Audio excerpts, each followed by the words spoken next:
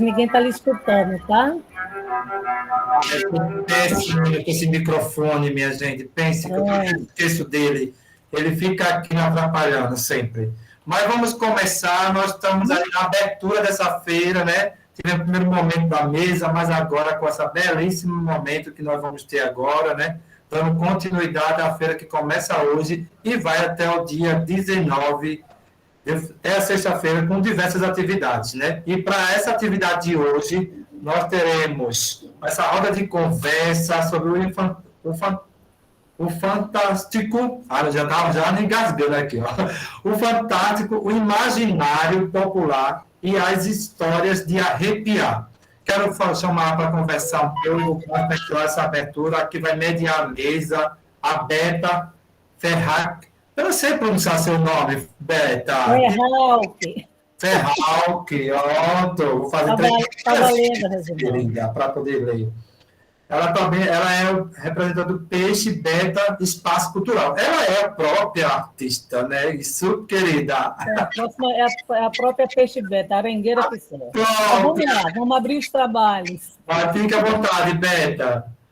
Obrigada, Regi. Gente, feliz que sou, né? De estar aqui, podendo mediar essa mesa de conversa assombrosa, não é? Onde é que a gente tem aqui presente várias pessoas que estão em torno do imaginário popular, não é? O fantástico e das histórias de arrepiarem, não é isso? Então, eu espero que aqui esteja presente também algumas crianças, porque que delícia, né? Eu adoro as crianças, sabe? Bom, eu vou me apresentar, gente, e peço também permissão para contar uma história assombrosa, tá? Eu sou Beta Ferral, que mora aqui na Várzea, em uma casinha muito simples, que fica aí, no caminho da Mata dos Brendães. O número é 666, tá? E eu vivo aí porque, sinceramente, eu não aguento viver em cidade. Então, eu procuro os cantinhos mais escondidos, porque me encantam as noites escuras. não é? Isso ajuda a gente a ver as estrelas. E também porque eu necessito do escuro para fazer os meus trabalhos. Bom, eu peço a permissão de vocês para abrir essa roda de conversa contando uma história assombrosa. Essa história, ela aconteceu nos telhados do bairro da Várzea. Faz mais ou menos um mês por aí, que os vizinhos ouvem, durante a madrugada, um ruído muito estranho, como se fosse assim sei lá, um bicho grande que se arrasta pelos telhados. E além disso, desse ruído, minha gente, também ele vem acompanhado de um som estridente, quase ensurdecedor. E uma coisa assim, como se fosse um gemido de cachorro. Pois é. Com tanta ocorrência, os vizinhos ficaram assustados e inquietos e passaram a chegar nas madrugadas para tentar ver se descobriam o que era aquilo que passava por cima dos telhados. Algumas pessoas que vivem nas casas que não têm laje, né? Entre um espaço e outro da telha, chegaram a ver alguma coisa escura que se arrasta por ali com as pernas longas, como se fosse uma aranha gigante. Mas, na verdade, gente, não é nada disso. Um dia desses à noite, eu acho que era mais ou menos acho que era meia-noite. Eu estava botando o meu caldeirão no fogo. E aí eu escutei aquele ruído. Peguei minha vassoura, né, lógico, porque eu moro numa casa muito simples, o teto frágil, e fiquei ali esperando para ver se aquela coisa ia descer. Mas, minha gente, não é que desceu? Desceu e de repente eu vi aquilo ali na minha frente. E sabe o que era? Sabra, minha prima. Olha, gente, sinceramente, a coitada da Sabra já fazia um tempo que estava procurando ver se encontrava a minha casa. O que passa é que as pessoas vivem dizendo que ela é uma bruxa. Já pensaram que absurdo? Sei não, viu? A pessoa acreditar em bruxa nos dias de hoje. Imagina. Ai, meu Deus, eu acho isso uma loucura. Mas olha só, gente, fica aí o meu coração grande, tá? Aquela casinha, caminho Mata Brenã. Eu adoro crianças. Se vocês quiserem deixar os filhos de vocês passarem o fim de semana comigo, chega lá, número 66. Eu tenho um caldeirão assim enorme e eu adoro cozinhar sopa, tá? Então, pessoal, com isso, eu quero abrir a nossa roda de conversa assombrada com este assombroso, que é o Roberto Beltrão, jornalista. Está sem som, Roberto? Cheguei agora, que eu estava aqui, eu estava com medo aqui, porque eu comecei a ouvir no telhado da minha casa esse barulho que você falou aí. E olha que eu moro num apartamento, aí é que eu fiquei com medo mesmo, né? Ah, mas anda pela janela também. A história de Sabra é se esconder. Logo Todo mundo vi. chamando ela de bruxa. Não dá, né? Eu sabia que tinha alguma Coitada da coisa. Sabra. Hoje, Roberto, prazer muito grande receber Prazer você, Rúbia, Elisama, Lula e todo mundo que está aqui presente nessa conversa assombrosa. Sei que vocês têm muito para dar para a gente se arrepiar. Então, o Roberto, gente, eu acho que todo mundo já ouviu falar um bocadinho dele, né? É uma pessoa, vou até botar meus óculos aqui, viu, Roberto? É uma pessoa que é jornalista, tremendo escritor, assombrado e assombroso, e tem uma quantidade de livro impressionante nesse tema, né? Ele também é a pessoa responsável pelo site recifeassombrado.com, que faz séculos que está aí no ar, porque pegou para ficar. Parece que todo mundo tem um bichinho de vontade de ter medo na face da Terra, né? Eu acho que a nossa socióloga Rúbia vai depois contar para a gente sobre isso. Aí o Roberto, gente, Roberto tem um livro que se chama Histórias Medonhas do Recife Assombrado, isso foi em 2002. Depois ele tem Histórias, Mistérios do Recife Assombrado, isso 2008. Depois Malassombros, Mambu, cadê, menino? Malassombramentos, 2010. Na Escuridão das Brenhas, 2013. Almanaque Pernambucano dos Causos. Material, viu? Vamos embora se assombrar. Mal Assombros e Lorotas, 2014. Não é? Depois a gente tem esse livro, Mal Assombros e Lorotas, ele escreveu com a comadre aí, ó, uma Rúbia. Estavam aí já desde um tempinho em parceria. Que coisa linda. Também a gente tem os 7 Assombrações, não é? Dos Assombras Contos, né? Onde se escreveu A Má Digestão, O Remédio. Tem essa aqui, ó, essa senhorinha maravilhosa, Assim Ai o Diabo, que é um livro que vocês têm que dar uma olhada. Além de estar muito lindamente ilustrado, ele é bastante curioso e assombrado. Tem ele aqui, ó, cheirando a livro novo. Depois a gente tem, entre outros, de Assombra Contos, uma vasta publicação, né? Parece que o menino Roberto cresceu e se dedicou. Temos aqui uma quantidade maravilhosa de livros dele, entre almanaques e livros, tudo nesse tempo aí. Então, Roberto, vamos escutar tu, que eu acho que é o mais rico, e depois a gente passa pelos livros para ler, né, pessoal? Por favor. Não, modesto, assim, eu acho que eu não acredito que eu sou mais rico, assim, a minha contribuição não é tanta, na medida em que eu acho que eu estou sempre aprendendo, assim. Então, por exemplo, eu venho numa reunião dessa, conversar com vocês, o quanto eu vou aprender, né? Muito mais do que falar, assim. Eu acho que eu escutando eu aprendo muito mais, assim, porque todo mundo aqui tem muitas experiências para contar e histórias assombradas e outras visões, né? Então, eu acho que é sempre um processo de aprendizado, né? Essa questão do projeto, assim, na verdade era um projeto que, como diz a história, né? Antigamente, no tempo que a internet era mato, assim, né? Não tinha quase ninguém. Então a gente se arriscou a fazer esse projeto chamado Recife Assombrado, né? Que a ideia surgiu da leitura do livro de Gilberto Freire, né? Assombração Recife Velho, né? Porque ele é um livro publicado em 1955 e contava quase 40 histórias de assombração do Recife, provando a minha tese que eu sempre defendo, né?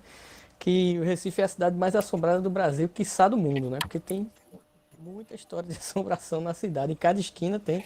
Beta sabe porque mora aí num dos bairros mais assombrados que tem, que é a Várzea, né? É verdade. Elisama também, aí são as guardiões das histórias de assombração da Várzea. Então a gente, naquela época, a ideia era assim, né? Bom, se existia o site, aliás, existia o livro, né, de Gilberto Freire, e a gente pensou o seguinte, assim, eu não fiz sozinho esse trabalho, né? Foi um grupo, né, que deu partida ao projeto, e a ideia era o seguinte, essas histórias estão sendo esquecidas, né? Vamos trazer de volta, porque naquela época o livro de Freire estava fora de catálogo, não era possível encontrar. Algumas bibliotecas tinham e tal, mas, né, não estava ao alcance de todo mundo, né? E a internet democratizava um pouco essa ideia, assim. E além disso, tinha a questão de outras histórias de assombração que não foram registradas por Freire, né? Por exemplo, ele no livro ele não fala nada a respeito da Várzea, por exemplo, né? Embora tenha uma riqueza imensa de outras histórias. Então a gente começou a juntar essas histórias, né? Os que tinham sido vindo da fonte bibliográfica e também da conversa, de conversar com as pessoas, de fazer isso que a gente está fazendo aqui, né? Roda de conversa, e conversar, e trocar ideias, e ouvir as histórias e tal.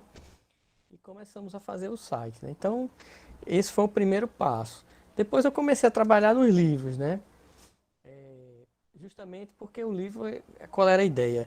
Também era assim, a crescer modestamente, né? A crescer alguma coisa, a experiência de Freire, de contar as histórias de assombração do Recife e tal, e de Pernambuco de uma forma geral. E, além disso, fazer com que essas histórias se preservassem, né? Que elas se difundissem de alguma maneira.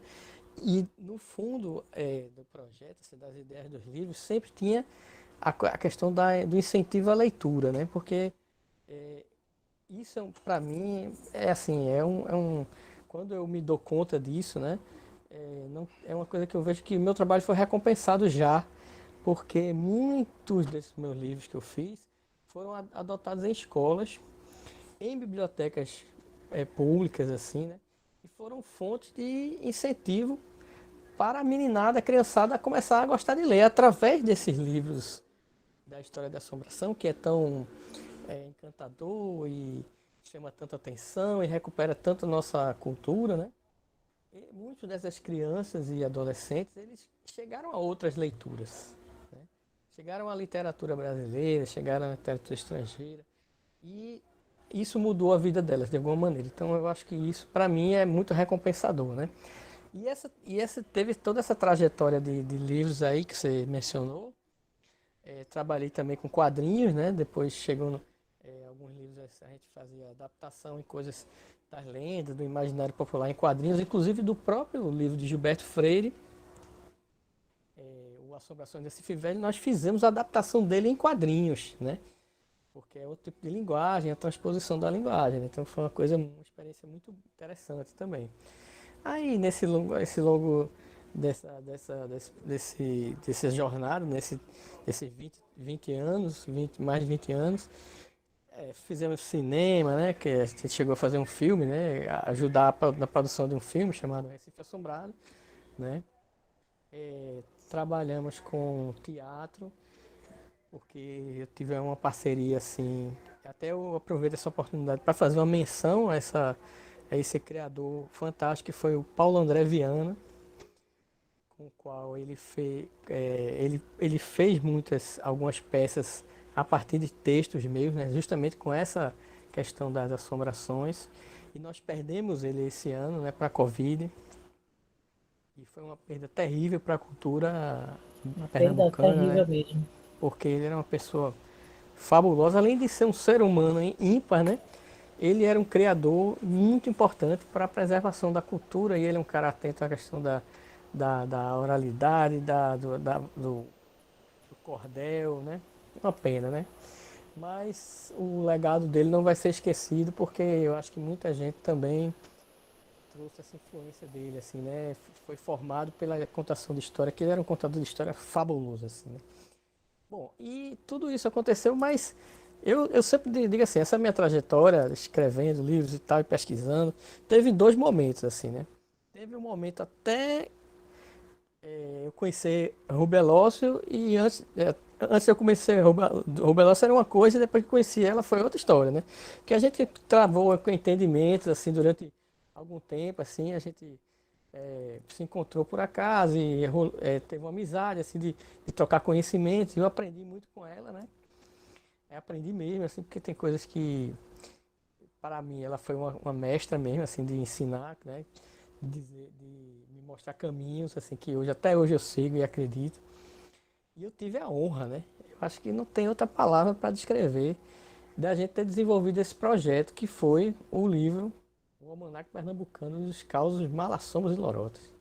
Porque depois Rubia vai falar, eu vou pedir que ela conte mais das histórias aí.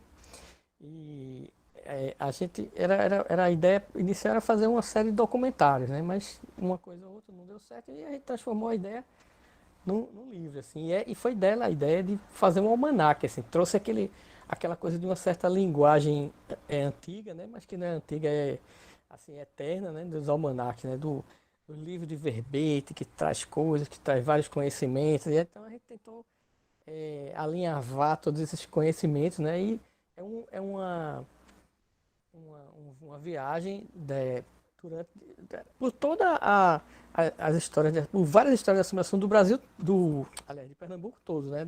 Do litoral ao sertão, como se diz, né? Indo até a Fernando de Noronha e batendo lá em Petrolina, né? E não esgotou o assunto. Reparem que não esgotou o assunto, ainda teria muito.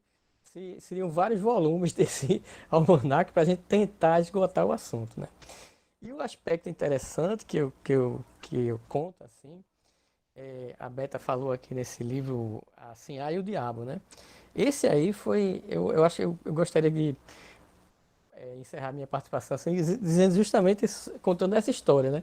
Porque é a história quem me contou essa história foi a Ruba, que foi até a Cidade de Triunfo e encontrou-se com a professora lá, que ela, por vontade própria, faz, né, a tipo resgate da memória, do imaginário da cidade. E ela tem um livro fabuloso, assim, essa professora chama Maria Helena, né?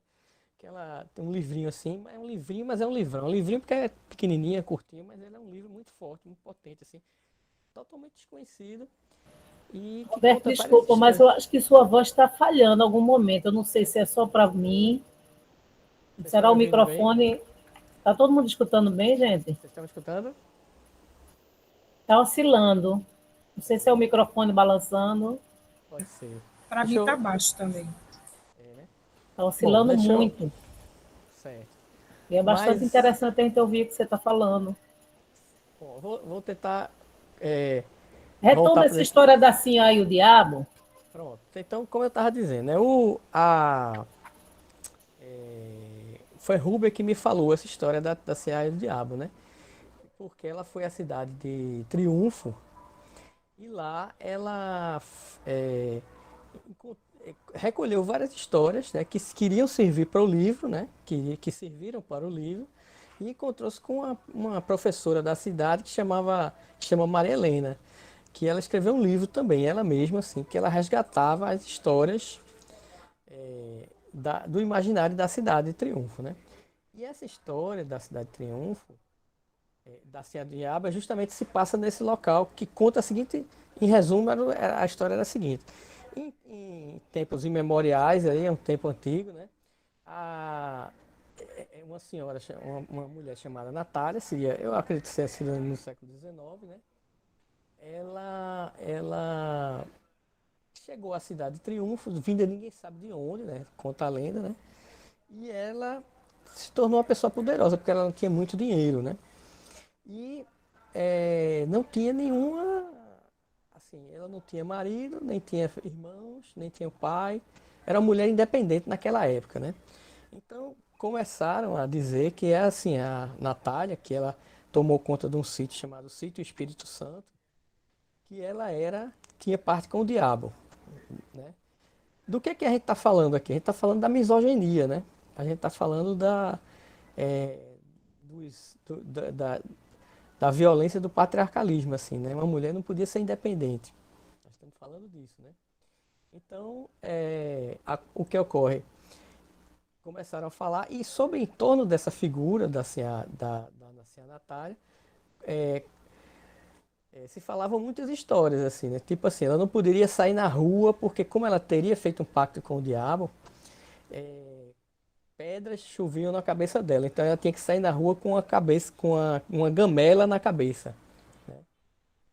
E para poder aparar essas pedras.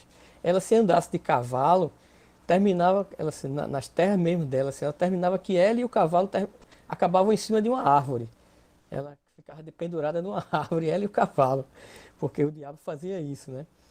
E ela tinha alguns poderes mágicos, assim, ela tinha chaves, né? E fazia propositalmente as chaves sumirem assim no terreno para que os escravos procurassem, assim. Quando os escravos tocavam aquelas chaves, elas pegavam fogo. Então era toda uma série de histórias, né, que existia em torno da Senhora Natália. Então isso tudo era a história das bruxas, né? A Bela estava falando da história das bruxas, mas é justamente isso, assim.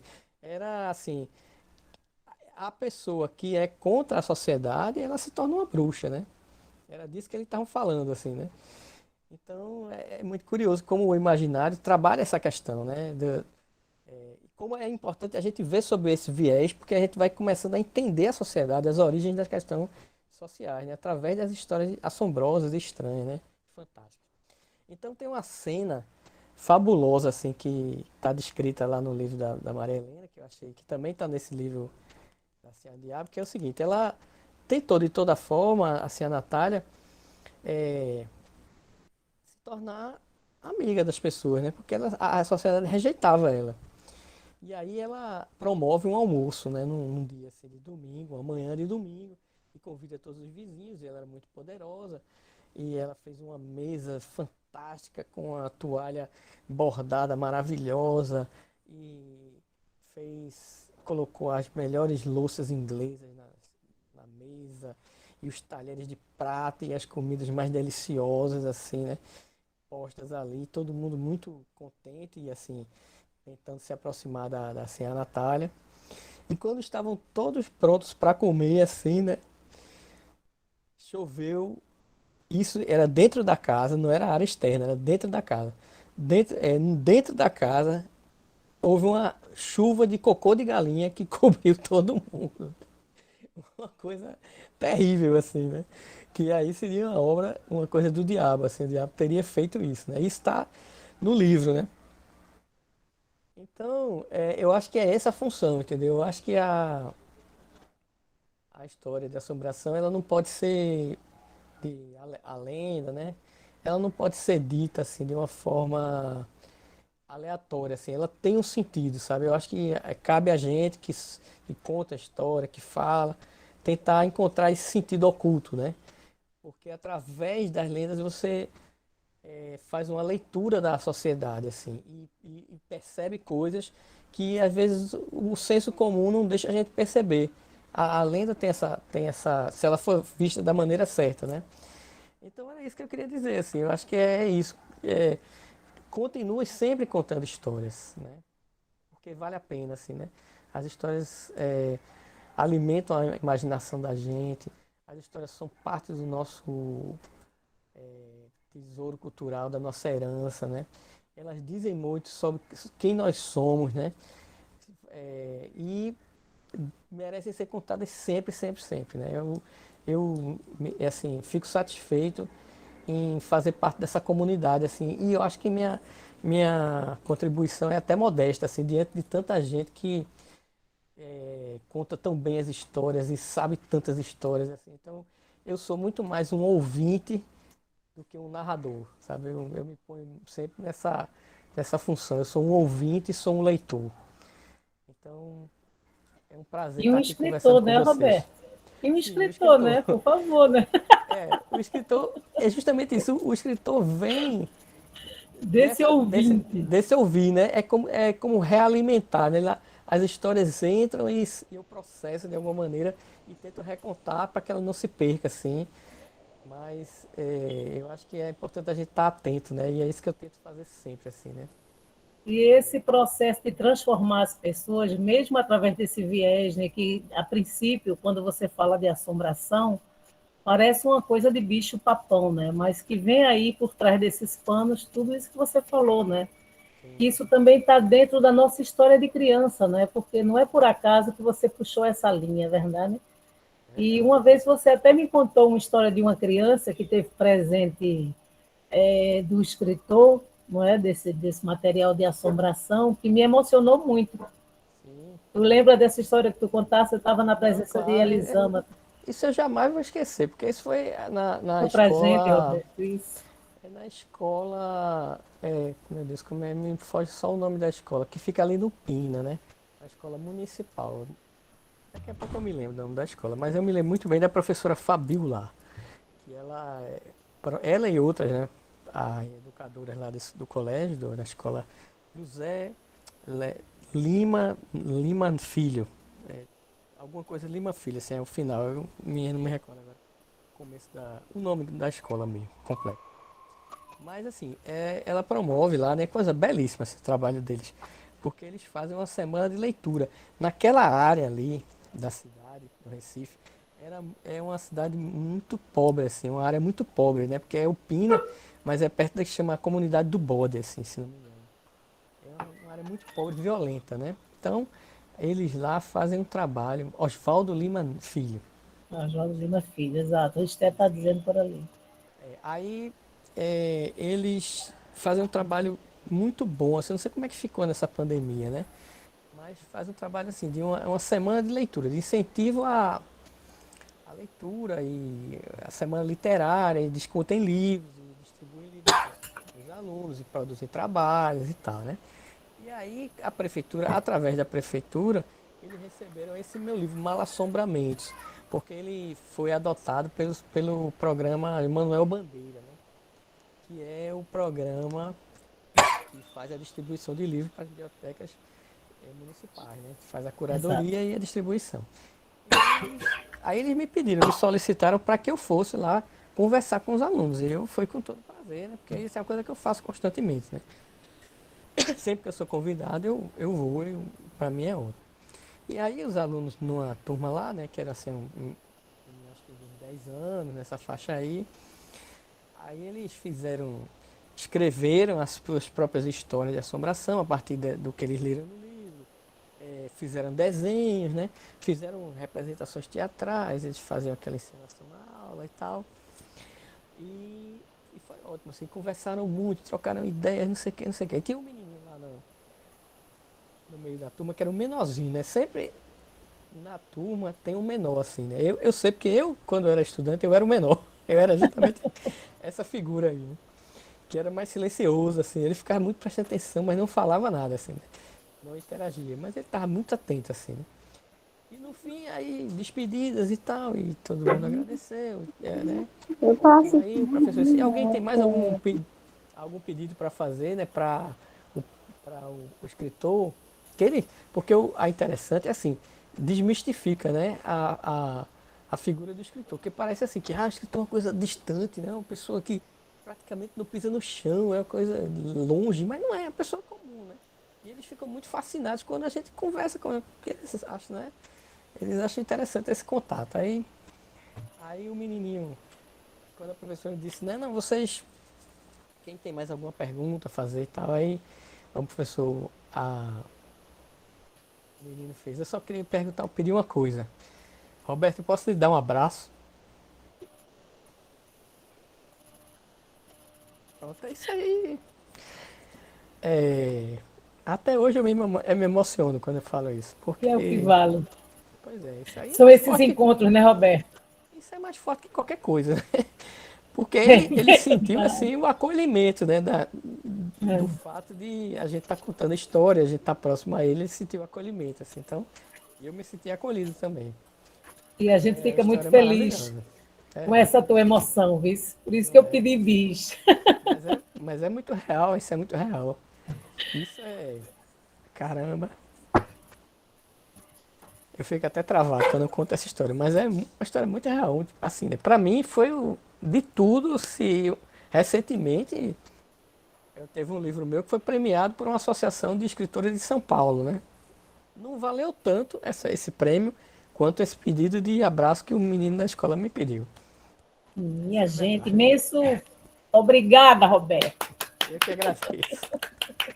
A gente vai estando batendo coisa por aqui ainda, hein? E no final, minha gente, eu vou perguntar a vocês, que vocês, por favor, falem para a gente uma coisa que mais assombra cada um, tá?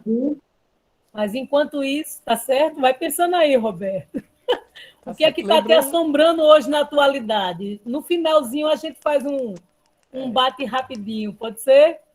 só lembrando assim que eu tô com uma demanda, infelizmente assim, eu não Mas tô podendo correndo, ficar até o final, né? tá certo. Mas porque assim, tipo, daqui a uns 20 minutos eu realmente vou ter que ir, assim, porque Aí é teve uma aquele questão problema pessoal que eu todo tenho no que resolver. princípio, né? Tá bom. Quer dizer para a Mas eu gente o que digo está logo te que assombrando hoje? o que me assombra hoje é a ignorância, né?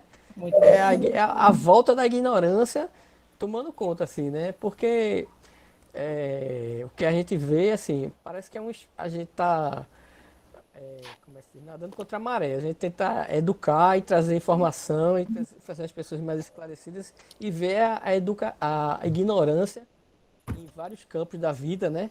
Na política, na história, na ciência, querendo avançar. Isso eu tenho medo disso. Eu não tenho medo de alma nenhuma, nem de bicho-papão nenhum. Eu tenho medo da ignorância. Isso, Então, Roberto. mas eu acredito que a gente aqui unido, nós aqui, trabalhando em conjunto, a gente consegue vencer. A gente é mais forte que isso. Eu acredito nisso. Eu também. Então, ó, desde já, a oitava feira, Territórios Interculturais de Leitura já te dá um abraço bem forte e agradece muito sua colaboração, tá certo? E realmente, muita felicidade de contar contigo por aqui. Daqui a pouco tu vai sair e a gente já está dando o cheiro de já, tá? Obrigada, Vice Eu que Roberto. agradeço a oportunidade de estar compartilhando essa tarde linda com vocês aí. Que Contando a bom. assombração de Tati, foi até medo esse negócio. Não é? Apesar da zoada da internet, a gente vai chegando devagarzinho. Então vamos lá. Agora vamos falar com a comadre Rúbia Lócio. Estou chamando tu até de comadre, Rúbia, maravilhosa. Vou ler aqui um pouquinho sobre tudo isso, porque sei que você é socióloga. Danou-se, daqui a pouco parece que vai passar o carro do ovo por ali. Olha, é por isso que a bruxa vai lá para a mata. Gente, vê só. Então, a Rúbia Lócia, além de ser socióloga, é folclorista também, né? E já andou aí em algumas parcerias com o Roberto, né? Então, Rúbia, ela também é doutora em Sociologia pela Universidade Federal de Pernambuco, mestra em Comunicação aqui pela Rural da Universidade Federal, essa daqui de Pernambuco, pertinho da gente, e trabalhou 11 anos na Fundação Joaquim Nabuco. Não é brincadeira, né, Rúbia? É quase uma vida nessa área de pesquisa, colaborando com o pessoal, né, e coordenando o núcleo de estudos da cultura popular Mário Souto Maior e o Engenho Maçangana. Então, seu aprendizado e paixão pela cultura popular vem dos ensinamentos da professora, mestra, peraí que eu estou, ensinamento do mestre e ídolo dela, né? Mário Souto Maior. Atualmente é professora da Faculdade Leão Sampaio, do Juazeiro do Norte, região do Cariri, Ceará. Continua por lá ainda, comadre? Não. Já faz um tempo esse texto aqui, não é? Você está por aqui, pelo Recife? Eu estou entre Paraíba e Recife. Oh, maravilha. Então, fala um pouquinho sobre Fala um pouquinho sobre esse processo dessa assombração. A pandemia deu umas arrumadas, adiantou umas coisas para a gente, né? E desarrumou outras. Mas é assim, as coisas vão acontecendo nesse mundo, né? Nunca tudo é perda. Fala para a gente, Rúbia, dessa tua relação com esse trabalho em torno do fantástico, do imaginário popular, dessas histórias que assombram, né? Porque me parece que você anda aí nessa parceria com o Roberto com um coração bastante latente, né? Então, a gente já faz tempo que a gente se conheceu na TVU, se eu não me engano, foi Roberto, na TVU, conversando. Aí a gente começou a conversar e daí nunca mais a gente parou. Mas eu estou aqui emocionada com esse abraço desse menino. Puxa vida, em meio assim, tanta... o mundo está tão caótico, né, que o abraço faz a gente perceber que nós somos seres humanos. Estamos esquecendo disso, né, do afeto. E por mais que a gente... a internet, muita coisa que acontece, essas histórias de assombrações, ela tem uma coisa muito bonita, né, que é trazer essa questão da moral, da ética, né, da ordem, querer uma ordem do imaginário. E trouxe para o menino o afeto, né? A questão do afeto. O José Pacheco, numa live recentemente, que é da Escola da Ponte Portugal, que é uma escola totalmente diferente, ele contou justamente isso, que veio aqui no Brasil uma criança chutando, ninguém conseguiu fazer nada, o menino sujo, e o menino queria dar um abraço, o menino abraçou o professor José Pacheco. Também ele contou assim, muito emocionante essa história. O afeto é uma coisa assim que traz a questão do ser humano, que a gente esquece. Mas eu vou continuar aqui falando da professora Maria Helena, que eu fiquei tão encantada com ela, passei uma tarde sentada olhando para ela, assim, admirada. E ela disse para mim, ela é bem suave, bem leve. Ela começou e disse assim, o que a gente não vê e não escuta direito, a gente inventa. Eu achei isso tão lindo que ela começou a falar. E aí ela começou a contar as histórias de triunfo a partir disso aí, dizendo que o que a gente não vê, né? A gente começa a inventar. E nós somos, na verdade, nós somos inventariantes. Nós começamos a inventar sempre algo que nos rodeiam, no nosso cotidiano, para que o mundo que traga mudança, transformação. Né?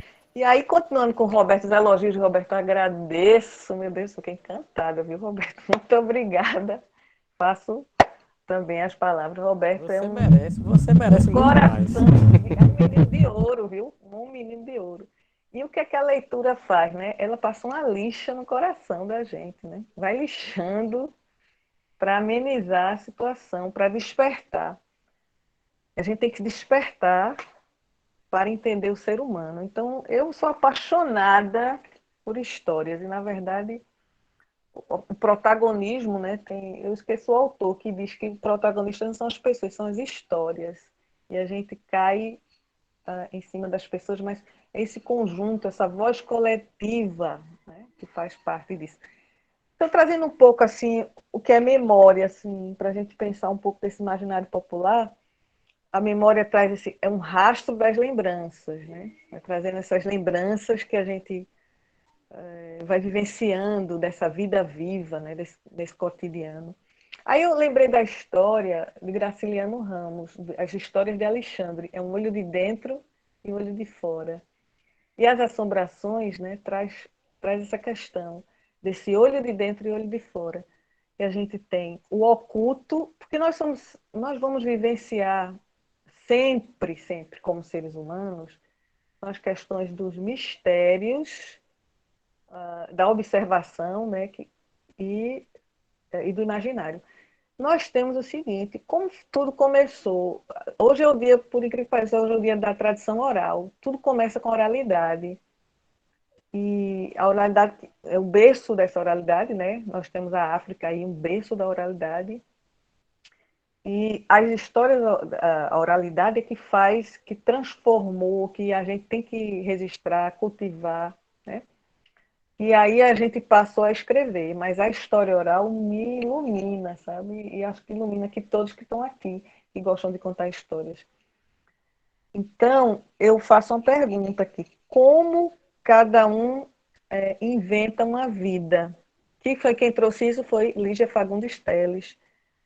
E a gente tem que saber que como a gente inventa a vida, é que vai circulando essas histórias, esse imaginário, essa riqueza que não se acaba, sabe?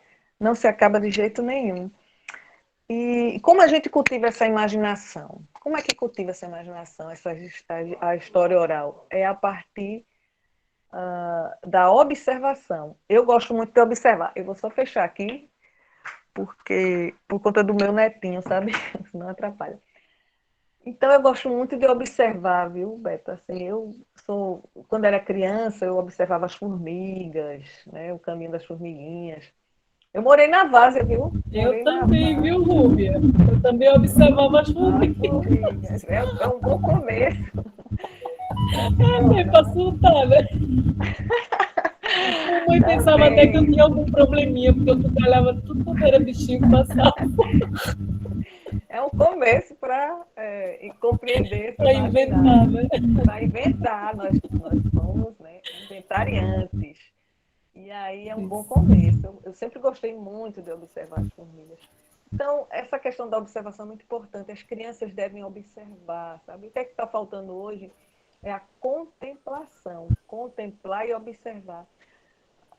Coisa que a gente perde, né? Vai perdendo. Criança gosta de fazer muito isso. Claro que a internet hoje, né, é vertiginosa, como diz o professor Lorival Holanda, e ontem no Conversa com o Escritor, do projeto de Marcelo Batalha, muito bom, quem não conhece, toda segunda e sexta, é um professor da escola pública de Casa Amarela que tem esse projeto. E aí o professor Lorival Holanda, da Universidade Federal, disse que a mudança é vertiginosa, então hoje a gente não tem mais tempo de nada, por isso que as lendas, né, essas narrativas dessa oralidade, elas estão ganhando assim uma força, porque com a internet, ao mesmo tempo que perde um pouco essa nova geração, mas a gente vem tentando observar e trazer essas histórias, né? Porque é a nossa riqueza, viu, Beto? É a nossa riqueza, o nosso imaginário. Então, porque a gente tem a questão dos mistérios muito forte, a questão mística também, a gente nunca vai apagar isso. E aí, É porque a gente procura entender o sentido da vida, né? Chega um momento que a gente está se perguntando, não é verdade? E exatamente. daí vem todo esse universo de perguntas imaginárias. Gostei muito dessa história do olho de dentro e do olho de fora, sabe? De Graciliano Ramos, é um livro muito bom. Pois é. História de Alexandre. História de Esse Alexandre. olho é que faz a gente seguir, né? Mas desculpe, segue aí. Não, pode perguntar, que a gente não é uma roda, é uma roda de É uma conversa. roda. Vamos perguntar. Nós somos aqui, todos estamos nessa roda. Então, eu trago aqui o ressentimento. Eu tô voltando, eu queria dizer a vocês, que estamos voltando, organizando a Comissão Pernambucana de Folclore. Inclusive, Roberto até está fazendo parte. Esta comissão, que estava um pouco hibernando, digamos assim, que foi com o professor Roberto Benjamin, o grande professor Roberto Benjamin, né? Ele organizou, e aí com o falecimento, quando ele faleceu, deu uma parada, e José Fernando, que coordenava, ele adoeceu, e agora eu estou tentando organizar novamente para que a gente possa fazer muitos projetos como este, viu, Beta? Por favor, né? É um prazer essa parceria. Sim, A mas eu queria universidade está aí. a gente vamos botar isso para frente, né? Cheio de parceiros, viu? Essa universidade tem abraçado um universo de trabalhos belíssimos. Vamos sim, né? Vamos em frente. Então, eu queria falar do Mário Sotomayor, que foi o que você disse aí que eu fui apaixonada. Foi ele que me ensinou tudo isso, né? Me fez abrir esse olho de dentro e de fora sobre a cultura popular, né? As transformações da cultura popular. E aí eu sou apaixonada porque ele também escreveu para a sociedade livros dinâmicos, livros para o povo, sabe? Do povo. Ele dizia assim, eu escrevo para o povo. Então eu escrevia bastante. E aí isso também fez eu pensar muito na questão das narrativas, que é uma coisa que eu gosto muito de ouvir, sabe? E como o Roberto Beltrão disse, eu sou mais ouvinte também. E, falando nisso, eu pesquisando, descobri uma professora, doutora dos Estados Unidos, que ela trabalha com essa questão do folclore. Elaine McNeil, eu acho que é assim que se escreve. Ela fala que o folclore, né, que tudo que a gente fala, que essa questão do preconceito, sobre a palavra, até o folclore, a palavra, tudo, que isso não vai se acabar, sabe? A gente vai ter sempre essa questão de um lado do outro, mas o que importa é que a gente seja ouvinte. Então, que a gente saiba ouvir melhor. Ouvir com a observação, ouvir com dedicação. Eu gosto muito de ouvir histórias. As histórias, né, que faz a gente pensar e despertar para entender essa ordem entre aspas do mundo, né? Quantas histórias não aparecem quando a gente está as cadeiras nas calçadas, está se acabando. Na Várzea tinha muito, não era, Beta, na Várzea? Continua tendo. Eu tenho aqui uma roda de contação de histórias que é de iniciativa de Socorro Barros. Então, umas rodinhas diferentes, minha gente, por aí. Não sei se é algum microfone aberto. Um barulho raro. Eu vou tirar isso aqui, peraí. Então, tem barulho ainda acontecendo aí. Deixa eu desligar aqui. Não sei se é o teu, Rúbia. Eu acho que não. Não pode ser. Então, a gente tem a Socorro Barros, que puxa uma roda de contação de histórias aqui maravilhosa, que já tem mais de 10, vai fazer 10 anos. E é isso, Rúbia. Essa coisa do ouvido, né? Que você diz, ele é fundamental, porque quando a gente consegue escutar o outro, a gente conversa, a gente consegue dialogar, verdade? Exatamente. E a gente tenta descobrir, como você falou, esse sentido dessa vida, né? A vida viva, na verdade, a vida em abundância, né? A abundância, estou dizendo, essa riqueza, as histórias para mim é a riqueza, esse baú que nós temos, esse tesouro que são as nossas tradições, nossa cultura, as narrativas, tudo isso. Então, o que acontece com essas histórias que que Roberto contou aí, no livro que a gente fez, por que a gente transformou em almanaque? Justamente porque o Dr. Souto ele colecionava almanaques. E os almanaques, né, tem uma leitura assim, de informações, calendário, provérbios. E a gente queria fazer um livro que as pessoas abrissem qualquer hora, sem precisar ter uma continuidade. Você pode abrir em qualquer mês, que é dividido por meses. E tem uma ilustração muito bonita do artista plástico Fábio Rafael. Está lindíssimo, né? Chama muita atenção. E aí tem a história do amor, né? Do amor que virou fruta, que é a manga de Itamaracá. Então, como foi que eu percebi que as lendas, as nossas lendas é a nossa riqueza? Quando eu fui professora lá em Jaboatão, os Guararapes, e aí eu contando às criancinhas, né? As crianças, que eu gosto muito de criança também, e eu descobri que quando eu narrava as histórias das lendas, elas se emocionavam, sabe? E eu passei só a contar lendas da nossa região para as crianças.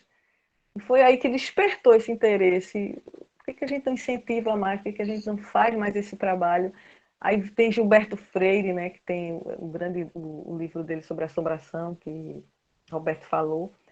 A gente tem muita coisa. Olha, essa Natal do Espírito Santo dava um bom filme, sabe? Com efeitos especiais. A gente que não explora, né? A gente tem um lado, assim, de muitos mistérios, só que a gente não explora muito na questão, o de fora explora mais. Mas nós somos feitos disso, né? A gente tem um mistério para coordenar nosso imaginário. Aí que o imaginário popular é a nossa riqueza. O imaginário diurno, noturno, que a gente faz no decorrer do dia. E nós temos também a ritualização, né? Nós temos o lobisomem, temos os mitos e as lendas. Os mitos são esses seres que a gente inventa, né? Que são inventados, e a lenda é a narrativa desses seres, né? O Cascudo diz que fica hibernando, alguns mitos hibernam, depois eles ressurgem, né? Tamara Cascudo. E aí nós temos o lobisomem, que é que nunca vai se acabar, né? Que a gente já teve em Jaboatão, o lobisomem, todo mundo dizia que ia fechar as portas, porque tal hora o lobisomem ia passar. Que arranhava, teve pessoas já arranhadas, né, pelo lobisomem. São coisas assim do imaginário popular, como você contou. Mas será que isso aconteceu? Será que isso não vai acontecer? É isso que move, sabe? Isso que movimenta. Eu gosto muito daqueles no interior, eu sempre procuro aquelas pessoas que contam muitas histórias nas calçadas que estão se acabando, né? Aqueles homens, aquelas pessoas, homens, mulheres, que viviam nos batentes, contando histórias grandiosas, aqueles contos maravilhosos, que vale a pena a gente ouvir e registrar para a gente ter essa salvaguarda dessas histórias que são de uma riqueza, sabe? Como o Roberto foi contando. Dentro dessas histórias tem todas as questões de poder de uma cidade, a questão da inveja do poder, da moral, dentro dessas histórias. Então a gente tem que cultivar esses contadores de história, né? Como vocês estão fazendo esse trabalho aí, que é belíssimo aí, do despertar. E É você isso. também, né, Rubens? E você também vai puxando esse fio, né? E hoje, graças a Deus, tem um movimento muito grande, o adeus, a quem seja. Tem um movimento muito grande aos orixás, a Jurema, o Silva, um movimento muito interessante em cima dessa história da contação de histórias, né? Está se puxando essa força da oralidade, um retorno lindíssimo, e que eu espero que siga muito, né? Exatamente. Inclusive, uma vez, viu, Beta? Uma aluna fez assim, eu dava aula no serviço social, ela disse, professora, eu vou para o CRAS, aí tem muitos idosos, não sei se foi ou foi outro lugar que ela foi, ficam uns idosos esperando e eu não sei o que fazer. Eu disse, peço a eles para eles contarem lendas, mitos, que eles ficavam na sala de espera para receber, ou era para ir para um médico, ou era para receber alguma coisa.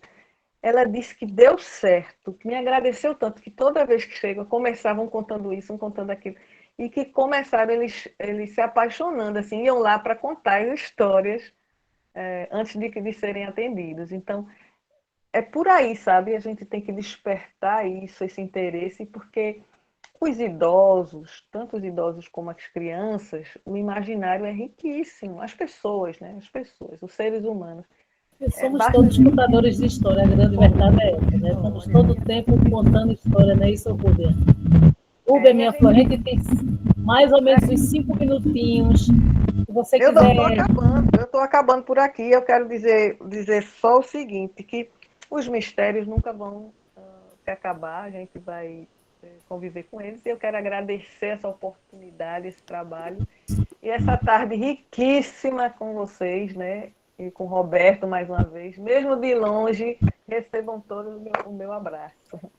Nossa, Rúbia, olha, eu agradeço em nome da feira, aquele esteiro, aquele carinho. Olha, um dia que a gente estiver juntas, no lugar escuro, vamos conversar sobre o bichão para ver se a gente aguenta.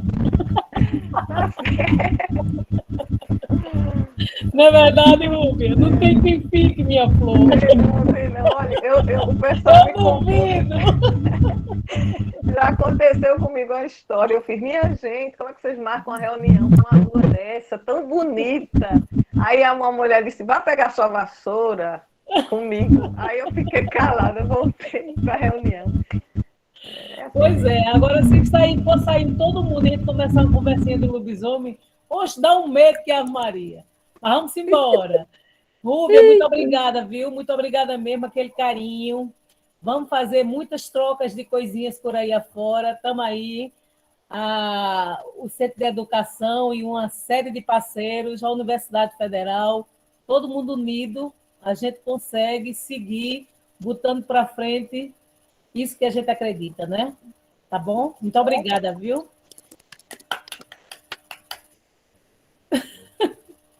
Gente, olha, agora eu vou chamar o compadre Lula, viu? Pedro Eurico, ele ali. Pedro Eurico, ele me mata, eu chamando ele de Pedro Eurico. É hoje. É Pedro Eurico, Lula não. Eurico, é Lula Eurico. Oxente, Pedro Eurico, não. Isso é uma provocação, né, Olha, eu Lula? pensava até que a Elisama ia falar agora para que eu me encaixasse dentro do projeto, Mas porque não, eu vou estou chamar aqui você. Vou a ler. partir do projeto que a Elisama fez na Várzea, Então, que essa menina está revolucionando a mas Várzea. vamos deixar a E, Elisama fechar, e foi porque atrás, aí tá a certo. gente E também tem é isso, o ideal melhor. é que ela faça fechamento. Eu vou ter que falar a respeito do projeto um pouco, que é o motivo pelo que está aqui. Minha filha me perguntou, pai, o que é que tu vai fazer lá? Eu disse, eu sou a assombração, minha filha. Não, Lula, mas eu vou ler o que Mas você aí é, não eu, brinco, eu, não. eu sei porque estou aqui. Eu estou dentro Deixa do eu. projeto de inventário da Várzea, de lendas e aparições da Várzea. Posso ler, E em Lula? Posso dezembro ler o que fui é que eu tenho convidado aqui? para. Tu quer ler mesmo Lula, isso? eu quero. Você é muito mais do que isso, Lula. Você é nosso Oxente, amigo, você eu é estou uma tão. residente da Várzea. Escute, menino, deixe ser treloso.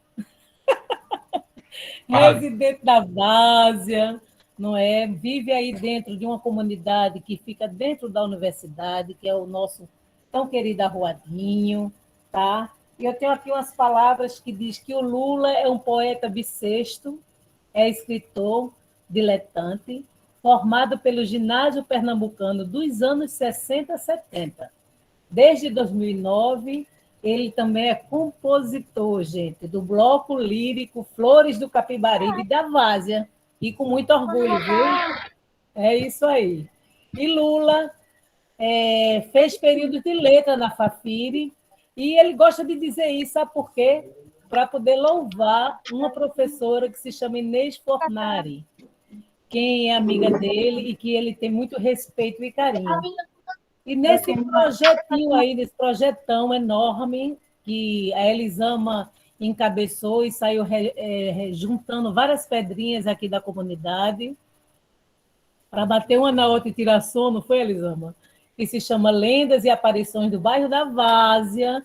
Nós temos aí o compadre Lula, que escreveu nada mais, nada menos do que 4 textos, não é? E eu vou deixar ele falar, E também é possível que ele conte para a gente uma história de uma velha que aparece debaixo da cama dele. Bem, Por olha, favor, gente, eu pensei em falar aqui, eu disse, eu vou fazer 2 agradecimentos e 2 homenagens antes de falar. Embora eu estou muito emocionado com essa dupla, Rúbia e Roberto. Que doçura, que 2 pessoas doces e simples, né? Apesar de tanto saber. Mas aí eu quero fazer a homenagem, o agradecimento à artista, multiartista Beta Ferralque, é isso. e a intelectual, educadora, produtora cultural, Elisama. Foram elas que me inseriram nesse espaço de contar histórias, ao transcrever histórias da memória oral, do arruadinho, no papel. Tá? Em novembro, dezembro do ano passado. Me parece que a Ana Emília também participou desse grupo, né, Elisama? Bem, esse é o agradecimento. Agora, a homenagem, infelizmente, é póstuma.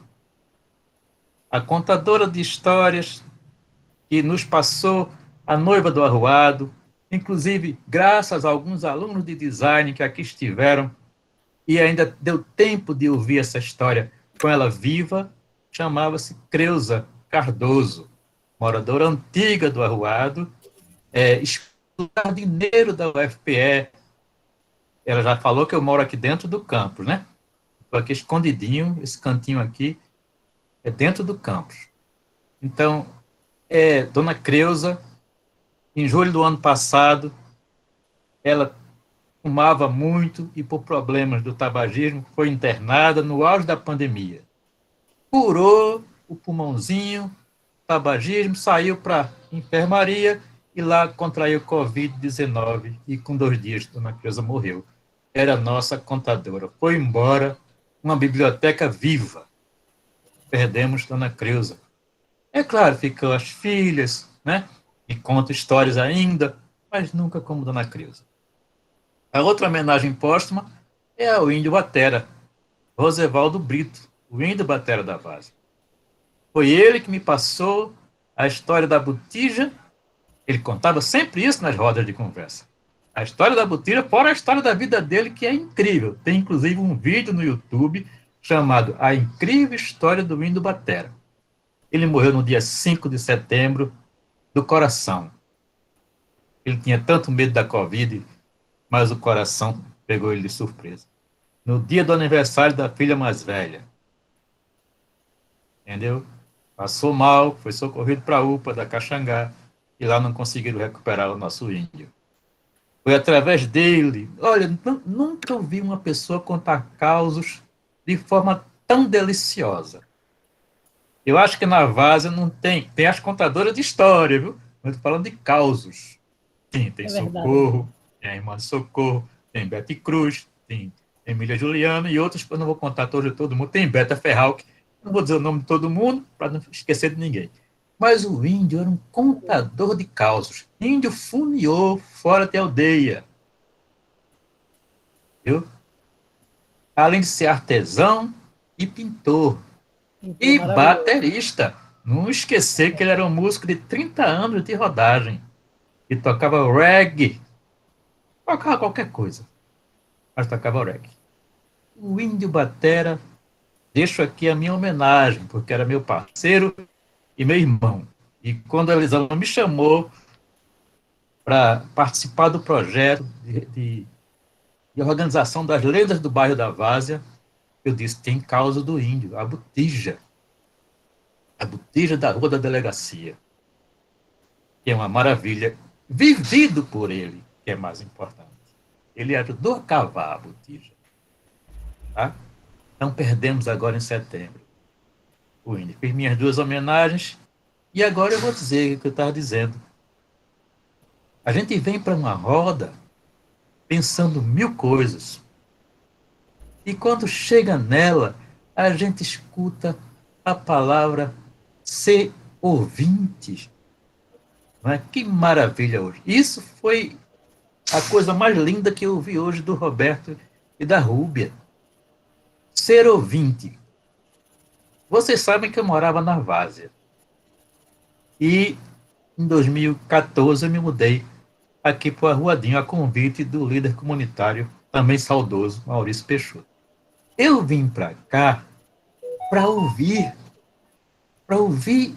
as pessoas, não só as lendas, as aparições, mas os conflitos, os temores, os medos, as angústias. Então eu vim para cá, criei um blog e comecei a escutar, né,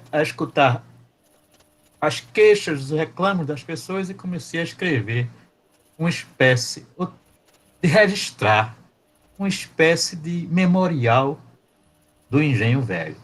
É inclusive o nome de um dos blogs. São dois, o outro é um cronista amador. Mas os pesadelos, as angústias, estavam coisinha pequena, que é o Arruado, 7 casinhas, encapsulada dentro da instituição. Você não sabe o que é. Todo dia ver as mesmas caras, os mesmos problemas, e conviver aqui. Quando se apagam as luzes, a gente fica aqui numa escuridão, e é da escuridão, da solidão, do isolamento, que surgem as histórias, que surgem os medos da noite, sabe? Aqui tem muita história de escravos, porque aqui é um caminho onde passava o famoso Fernandes Vieira, levava açúcar para o outro lado, para a Europa, mas passava em Angola e trazia escravos. Agora há pouco se descobriu, um grande pesquisador chamado Luiz Felipe D'Alencastro, descobriu que ele ganhava mais dinheiro vendendo escravo e com açúcar. Quando o açúcar caiu de preço por conta dos holandeses lá das Antilhas, o que é que dava dinheiro? Vender gente. E é o que esse cabra fez aqui. Tem uma estátua aqui, que a gente também tem uma lenda da estátua viva. Acho que aquela estátua corre com medo dele. Ele está em cima, em pé, e o outro sentado. O que está sentado dizem que se levanta de madrugada e aborda os passantes do caminho. Porém, eu imagino que ela se levanta com medo de Fernando Vieira, que está lá em cima. E o bicho era muito ruim. Entende? Tinha mais de 1.000 escravos, era dono de toda essa região oeste na época dele. Né? Então, aqui dentro do Arruadinho, nesse arruado encapsulado, a imaginação popular fervilha. E era muito mais nas décadas de 60 e 70, quando só tinha rádio e TV preto e branco. Era uma casa ou outra. Porque, infelizmente, a internet e a televisão, com parabólica, com Sky, etc., invadiu as mentes das pessoas. Mas era isso. Eu queria fazer essas duas homenagens à querida Dona Creuza. E, em tempo, a lenda da noiva foi resgatada para dar os créditos aos meninos de design que aqui estiveram, depois chegou aos meus ouvidos, porque ela nunca tinha me falado, e ao Indo Batera, Rosevaldo Brito, que era o coração mais generoso da Várzea, e foi o coração que o levou. Bem, e posso falar mais depois que a Elisama me explicar o que é que eu estou fazendo aqui. Muito obrigada, vice Lula. Tá certo. Muito bonitas suas palavras. Tá certo, obrigado. Obrigado. Obrigada a lembrança mesmo. do índio é uma coisa dura, né? É difícil. Mas é isso aí. Daqui a pouco tu está falando de novo, todo mundo pode perguntar ao pessoal daqui a pouco, né? Agora a gente vai escutar. Eu só quero registrar que aqui eu tenho uma geloteca. Eu vi tanta gente de biblioteca nessa roda, que eu disse, oxente, mas eu tenho uma geloteca na porta de casa, e que é apoiado pelos professores, Maurício Carvalho, Celi, Alexandre Jesus, eu não vou dizer todo mundo o nome não, mas professores que me ajudam, professora Ana Emília, professor Edelso, vocês. Então, a geloteca está aqui, e é uma beleza, viu? É uma uma beleza a nossa geloteca, porque no fim de semana e feriado, o pessoal vem andar de bicicleta, vem caminhar e passa aqui, abre a geloteca e leva livro. A geloteca é aberta para você levar. É eles levando e a gente repondo. Entende? Então, eu também estou assim, no mundo das bibliotecas comunitárias, embora seja uma Sem dúvida. coisinha miúda. Você não vai se escapar mais dessa feira, não, viu? Se Ou prepara. não, mas tem mais. O CE é minha casa. O povo do CE, vocês sabiam, vou dizer um negócio a vocês para ficar gravado. Vocês sabiam que na Estatuinte, o artigo 116 foi proposto pelo povo de pedagogia para que o arruado fosse reconhecido, a posse e o pertencimento da terra, surgiu do CE. Eu respeito todos os cursos, mas foi do CE que surgiu o artigo 116 da Estatuinte. Não sei se já foi aprovado, mas está lá, procurem que vocês vão ver. Artigo 116, reconhecendo o arruado enquanto comunidade tradicional. É Tá isso, vendo gente. que a gente está bem misturado faz tempo? Que beleza. É bom. Muito obrigada, Vice. Daqui a pouco tu vai falar mais um bocadinho. Agora a gente vai puxar essa moça aí, ó, a comadre Elisama. E aqui eu também queria citar o nome de Ana Emília, daí do Centro de Artes, que é uma outra força que faz muitos movimentos interessantes aqui com a comunidade também. É nossa Aqui madrinha. presente, Ana Emília é nossa madrinha. porque não tem as bruxas, né? Ela é uma bruxa madrinha, viu, minha gente? Eu vou aqui falar um pouquinho de Elisama, tá certo, Elisama? Que é essa moça aí maravilhosa também, pisa forte, potente, mais uma força da nossa comunidade. E lá vai. Deixa eu ler aqui, botar os olhos. Elisama Messias, pedagoga, mestra e doutora em educação pela UFPE, especialista em museus, memória e identidade pela Fundagem, um curso que ela acaba de fazer maravilhoso, coordenadora executiva e pesquisadora do Laboratório de Educação das Relações Étnico-Raciais da UFPE, que é o Laberê, mãe, ainda consegue ser mãe, viu? Professora da Escola João Pernambuco, também pedagoga lá, e é uma mãe aplicadíssima, porque os filhos que tem são uma maravilha. A minha cigana de pastorio, uma delas é a filha dela, que dá show, que é a Ardila, e produtora cultural e amante do Movimento das Águas. Será filha de Iemanjá? É nada, essa é filha de Iansã.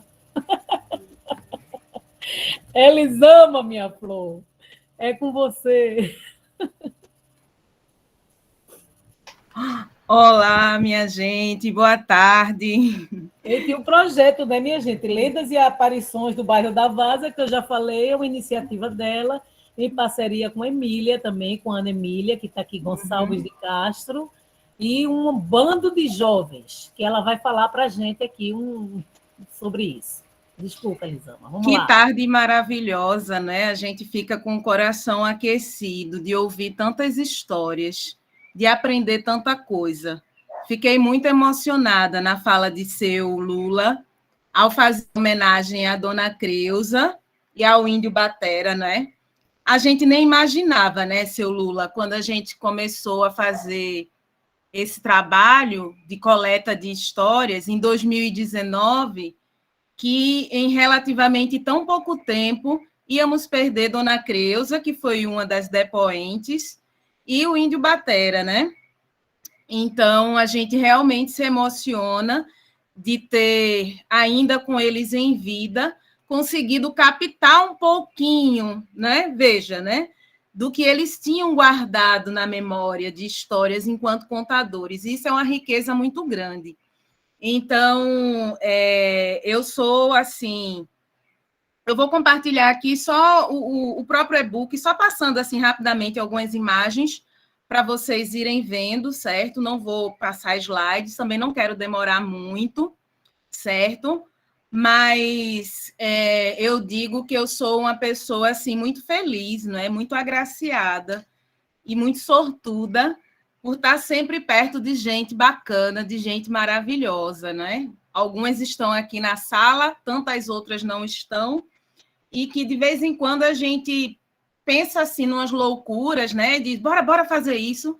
Eu chego assim para a Beta chega para mim, ó, bora, tá pensando em fazer isso. Aí a gente topa, né? E essas loucuras assim, essas ideias que às vezes surgem meio sem pé nem cabeça, mas tem muito pé e muita cabeça, na verdade, né? Dá um monte de caldo, né? Então, Beta, parceira, seu Lula, Ana Emília, né? Assim, são pessoas, né? Então eu sou muito sortuda por ter essas pessoas por perto, né? Para poder fazer, né? Trelas tão boas, né? Como essa, né? Desse e-book, né? Então, eu não tinha intenção de trabalhar com as lendas e aparições no bairro da Várzea. Primeiro ponto é esse. Minha intenção foi, através do trabalho de conclusão de curso, da especialização, trabalhar com patrimônio cultural. Mas as lendas e as aparições fazem parte desse patrimônio. E aí foi numa oficina, numa roda de conversa, com moradores, com estudantes, alunos da professora Ana Emília, do curso de design, que dessa roda de conversa a gente veio a partir das memórias pessoais de cada pessoa e as memórias coletivas junto ao bairro da Várzea. O foco era o bairro da Várzea. Então, tinha gente do interior, gente de outros bairros, gente da própria Várzea, mas que se encontravam por conta da universidade, por conta da Escola de Arte João Pernambuco, por conta do movimento cultural. E aí, no resgatar dessas memórias pessoais e coletivas, a gente fez uma lista de referências culturais do bairro da Várzea. Essa lista incluiu construções, não é? Como igreja, como o Casarão Magitô, como a oficina, como o Instituto Ricardo Brenan. Essa lista incluiu pessoas como o próprio Índio Batera, falecido, como Abissal, como Luiz de França, como seu Lula, como Dona Carminha, como várias pessoas que são aqui do nosso bairro. Incluiu brinquedos, brincadeiras, incluiu grupos culturais, grupos musicais, espaços culturais. Então, foi uma lista longa de referências culturais. Só que no meio dessa lista de referências foi apontado como referência importante para o bairro. Observem. Os contadores e contadoras de histórias, o ato de contar a história e as histórias em si. Então, são 3 dimensões, não é, que estão aí dentro da mesma questão da oralidade. Os contadores e contadoras, as histórias em si e o ato de contá-las foi apontado como sendo referências culturais importantes do bairro. E aí, no primeiro momento, fizemos essa lista. No segundo momento, formamos grupos para escolher algumas dessas referências culturais e fazer uma pesquisa. Qual não foi? Uma equipe resolveu pesquisar sobre as histórias da Várzea. E aí, aquelas ideias malucas, né, que a gente fala, né? Aparentemente sem pé nem cabeça. Lá vai um grupo de jovens, estudantes de design, pessoas adultas também, do bairro, né, envolvidos na cultura local, sair pelas ruas, passar pelo arruado, encontrar Dona Creuza e nada mais, nada menos, fazer uma pergunta meio que descabida, no meio da tarde. A senhora conhece alguma história de assombração daqui do bairro? Veja só que pergunta descabida, né? No meio da tarde, um grupo de jovens saiu buscando histórias pela comunidade. E aí, Dona Creuza conta algumas histórias, dentre elas, né, a noiva do arruado e a estátua viva. E esse grupo saiu buscando outras referências, outras histórias, encontrou a página do Recife Assombrado, que tem uma história ambientada no bairro da Várzea, que é o Gemido das Bananeiras, e assim foi. Então, guardaram essas histórias, né? E a gente, poxa, mas a gente tem que fazer alguma coisa. Não adianta guardar, né? Não pode ficar guardado. Aí foi quando surgiu a oportunidade da Lei Aldir Blanc, e a gente, com um grupinho de jovens estudando produção cultural, colocou o projeto e foi aprovado uma pequena verba, bem pequena, do auxílio emergencial, e essa verba foi destinada para fazer o e-book Lendas e Aparições no Bairro da Várzea. Foi uma verba pequena, mas a gente sempre com a cabeça assim, muito ousada, né, Beta? Vai pensar em 1000 coisas, né? E esticou um tantinho do dinheiro para várias coisas. Então, vejam, participou dessa produção aqui. E uma das vantagens, né, Elisama, que a gente sempre conta. Exato. Estudantes de design, certo? Fazendo toda essa obra, né? Toda essa parte artística. Aí a gente convidou seu Lula para passar para a linguagem escrita as histórias orais que a gente tinha coletado, né? Uma parte, outras ele mesmo coletou com o Índio Batera, certo? Então, e participou as contadoras de história que fazem parte do projeto A Voz na Praça. Por quê? Vejam, a ideia do livro ele surge a partir dessa roda de conversa, onde todas essas pessoas, de alguma forma, foram citadas como sendo importantes para a cultura local do bairro, elas tinham que estar inseridas nesse projeto de alguma forma. Então, aí, a gente sempre com aquelas, né, a cabeça nas nuvens, né, pensando muito alto, mesmo com pouco dinheiro, ainda por cima chamou atores, atriz, para bem dizer a verdade, Dona Beta, ator, Luan, que é aluno lá da João Pernambuco, para encenar algumas histórias. Então, veja, esse material aqui que eu estou passando é um material multilinguagem.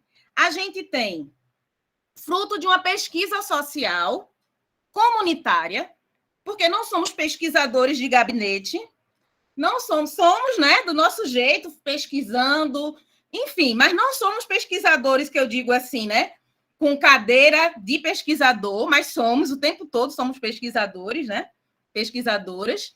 Então, assim, são coletas de histórias, onde eu tenho aqui a ilustração, homenageiam as pessoas que estão vivas. Essa é Socorro Barros, que é uma contadora de história da nossa comunidade, certo? Então, as ilustrações... Então, é um livro todo feito com muito afeto. Todos os detalhes foram feitos e pensados por pessoas que amam o bairro da Várzea. Eu tenho certeza que se eu chegasse para qualquer design, para qualquer atriz, para qualquer escritor, com a proposta indecente que eu cheguei, eles iam dizer, minha filha, você está doida, é?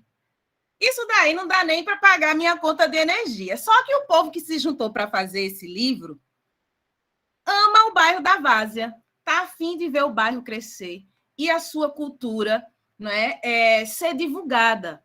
Então, eu tenho aqui as histórias por escrito, eu tenho um QR Code, onde eu tenho o áudio das histórias. Então, eu estou trabalhando aí com a narrativa, com a escrita, certo? E tem mais, não fica apenas nisso. Eu tenho também algumas das histórias que foram encenadas por ator e atriz da nossa comunidade, pelas ruas do bairro, com o material que a gente tem. Então, no mesmo material... Essa daqui é Betty Cruz, outra contadora de história, que também narra a história que vem aqui no livro, certo?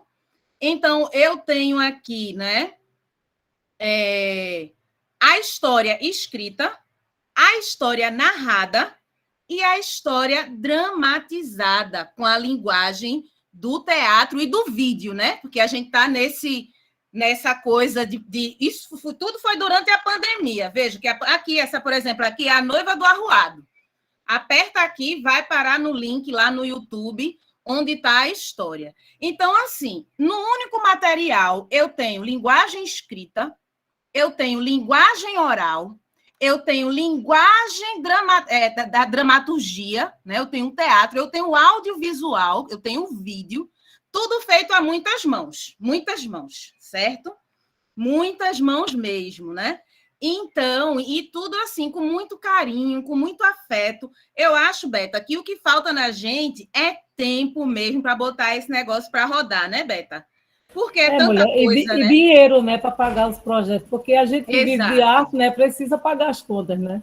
Exatamente. Mas o amor, Elisama, é o que faz a gente mover, porque esse material está realmente belíssimo, né? Belíssimo. Mas o Aí, universo vejam. tem que entender a importância do artista, né? E de quem faz esse tipo de trabalho, porque todo mundo necessita desse material. E a gente necessita pagar as contas, né, gente? Porque a gente vive disso. Então, é isso assim, que é importante, né? É a gente mostrar que a gente consegue fazer tudo isso por um dinheiro que não existe. Mas isso, como ela explicou bem direitinho, pelo amor, né? Pelo amor que a gente tem pela comunidade e pela brodagem entre nós aqui. Mas é muito justo que esses projetos sejam remunerados, porque esse material de primeira qualidade, que tem tudo isso, minha gente, precisa, não é, de fato, acontecer com remuneração, porque as pessoas que estão aí fazendo isso são profissionais, não são crianças. Todo mundo aí está sério, por isso que dá esse resultado maravilhoso. É isso, Elisama? Exatamente, Beta. Para fechar, o livro ele tem uma seção chamada Vamos Curiar, que aí conta trechinhos, coisas a partir de notícias, de pesquisas sobre arqueologia, sobre o patrimônio ambiental do bairro da Várzea, certo? Essa daqui é Mônica, outra contadora, Mônica Xavier, outra contadora de história, que também tem áudio. E no final, gente, do livro, esse daqui, o Causo da Botija, foi um dos causos contados por seu índio Batera, falecido. Fantasmas da Lotação, foi ele também, né, que trouxe essa história para seu Lula, e seu Lula escreveu, né? Então, a gente está aí, a linguagem oral para a linguagem escrita, né? O quanto isso é legal. E depois Elisama, ainda tem a linguagem do vídeo, né? Porque foi feita a adaptação também para poder a gente acomodar o texto na linguagem do vídeo, que realmente foi um trabalho incrível. Aqui tem uma seção curiando sobre o projeto A Voz na Praça, que é o histórico do projeto A Voz na Praça, não é? Participou dessa produção, não é? E uma outra parte que é os lugares onde as histórias acontecem. Porque essas histórias acontecem nos lugares onde a gente vai para brincar, onde a gente vai comer. Então, está falando um pouquinho dos lugares, né? Aí fala do arruado, com uma fotografia, fala da praça, né? Que também é um cenário importante no nosso bairro. Aí fala da igreja, aí fala do cemitério. Então, traz informações também sobre o patrimônio, né? Enfim, né? Várias dimensões aí do patrimônio cultural do bairro da Várzea, interligada, não é? Num projeto, numa obra que traz para o público, né, a possibilidade aí de navegar, de interagir de maneira muito bacana. E aí a gente está aqui para mostrar, né, esse filho, né, o livro é o filho de várias mães e de vários pais. Não tem ninguém aqui como sendo o protagonista. Somos todos e todas. Ana Emília, que abraçou também o projeto bem no início. Somos todas e todas, participe disso tudo aqui. Aí sabe o que é que eu sou nessa trama? Eu sou aquela formiguinha, né, seu Lula? Aquela formiguinha que sai levando a folha para um, para outro, e sai juntando as outras formiguinhas e botando para fazer os sonhos realizarem, né? Para fazer com que os sonhos eles se materializem. Então, eu me vejo muito nesse papel da formiguinha que vai aqui, cutuca um ali, cutuca acolá, ora morde um, né?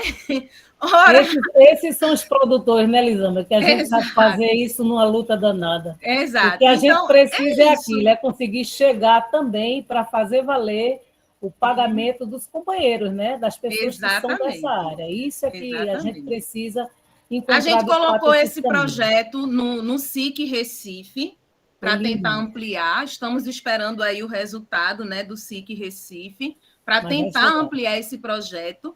E eu acho que a gente pode correr atrás, sim, É não isso. é, de outros Porque aportes para continuar colocando na rua e levando é aí, de isso, repente, mulher. uma Porque caravana, a né, gente para tem, as escolas. nesse período de pandemia, a gente tem puxado uns projetos que, no lugar da gente ser remunerado, a gente investe, né?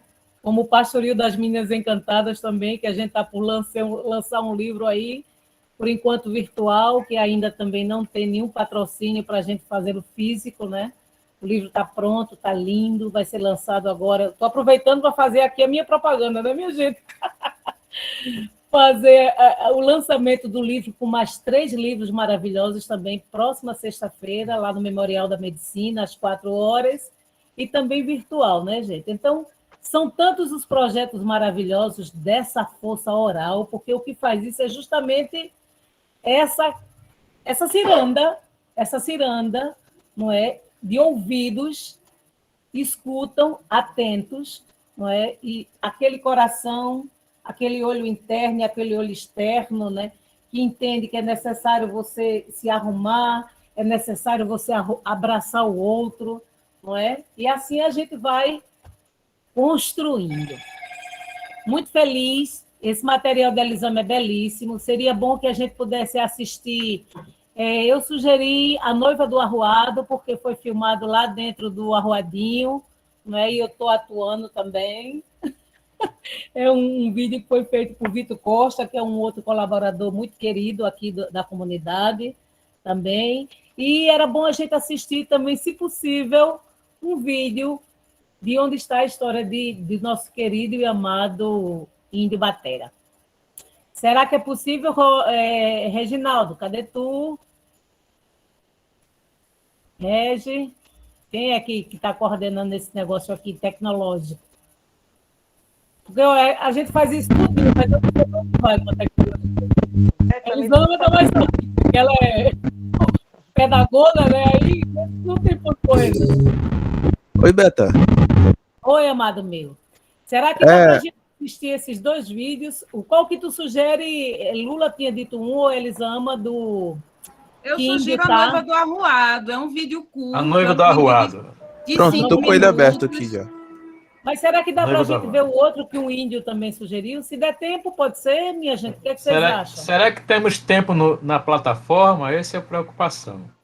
Então, vamos tentar. Se a gente consegue fazer A Noiva do Arruado e der outro, Eu vai posso ser um prazer, colocar. porque é um material belíssimo. Eu acho que o rapaz já baixou, o Ebert. Já tá aqui, Elisama. eu vou compartilhar aqui. Pronto. Por favor.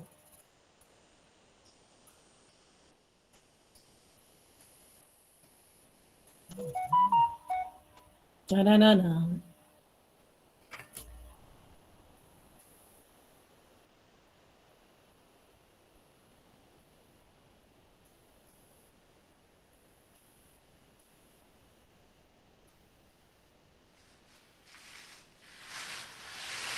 Ainda não havia luz elétrica nessa região oeste da cidade do Recife. E naquela noite de sexta-feira, com uma luz soturna e bruxuleante, alguns poucos candeeiros amarelavam as frestas dos postigos das casas da Rua do Enterro, por onde passavam os cortejos fúnebres, em direção ao cemitério da Várzea. Por isso Carlitos, apressado, cruzava o pátio das igrejas para dobrar na Rua do Bom Gosto e seguir rumo à sua casa, no arruado do Engenho Velho. Na escuridão da noite, esse trecho era muito deserto e o longo muro do seminário dos padres holandeses parecia não ter fim. Carlitos respirou fundo e seguiu seu caminho, sentindo calafrios por todo o corpo. O relógio marcava meia-noite. Justo numa sexta-feira 13, a rua estava deserta. Carlitos ouviu um longo assobio que vinha dos fundos da igreja.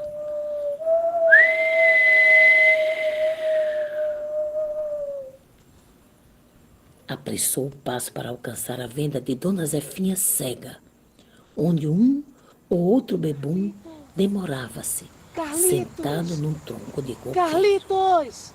Carlitos! Carlitos! Carlitos! Carlitos! Carlitos! Carlitos! Carlitos! Carlitos! Carlitos!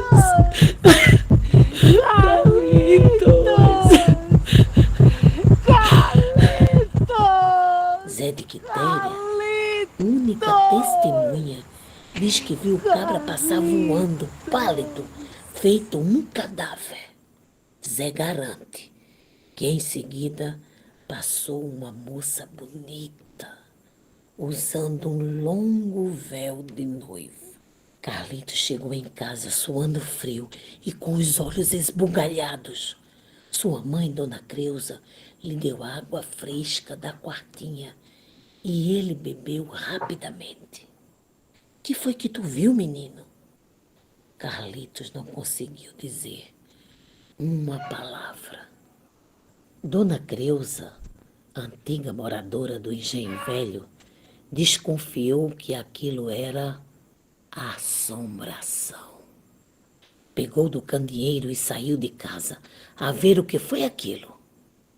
Mas, de repente, surgiu na cajaceira uma moça vestida de noiva, com uma coroa de flores na cabeça.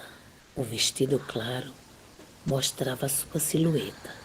Usava luvas brancas nas mãos delicadas. Nos pés, um belo par de sapatos brilhantes, feito estrelas no céu. Um par de meias compridas cobriam as suas pernas até os joelhos. A mãe de Carlitos, acostumada com os mistérios da noite, levantou o candeeiro na altura do rosto da moça. Cruz credo! Gritou Dona Creusa, percebendo que sobre o vestido da noiva havia apenas ossos de um velho esqueleto. E a corajosa matriarca do arroado não resistiu e desmaiou.